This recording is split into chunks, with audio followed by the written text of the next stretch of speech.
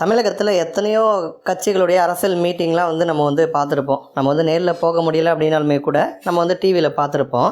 But எந்த ஒரு இடத்துலையும் இல்லாத ஒரு நல்ல நிகழ்வு சீமான் அவர்கள் பேசின அந்த ஒரு கூட்டத்தில் நடந்துச்சு. அதாவது பெருந்தலைவர் காமராஜரை பாராட்டி ஒரு விழா நடத்தியிருப்பாங்க நாம் தமிழர் கட்சி சார்பில். அந்த கூட்டத்தில் சீமான் அவர்கள் தான் கடைசியாக பேசியிருப்பாங்க.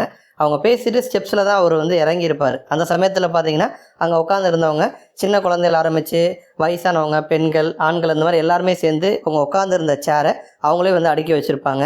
அங்கே வாட்டர் பாட்டில் தண்ணி குடிச்சு தூக்கி போட்டது எல்லாத்தையும் ஒரு இடத்துல சேகரித்து வச்சுருப்பாங்க. குப்பைத்தொட்டியில் போட்டிருப்பாங்க. அப்போ ஜென்ரலாக ஒரு அரசியல் மீட்டிங் அப்படின்னாலே அந்த இடம் எப்படி இருக்கும்னு நமக்கு தெரியும். அதை தாண்டி இவங்க செஞ்ச நாம் தமிழர் கட்சியினர் செஞ்ச சில விஷயம் உண்மையிலே பாராட்டப்பட வேண்டிய ஒன்று. மற்ற கட்சியினருக்குமே இது ஒரு முன் உதாரணம் அப்படின்னு சொல்லலாம். ஸோ அந்த மாதிரி மீட்டிங் முடிஞ்ச உடனே இந்த மாதிரி கட்சி நிர்வாகிகள், அங்கே கூடின மக்கள் இந்த மாதிரி செஞ்சதை பற்றி உங்களுடைய கருத்தை மறக்காமல் கமெண்ட்டில் சொல்லுங்கள்.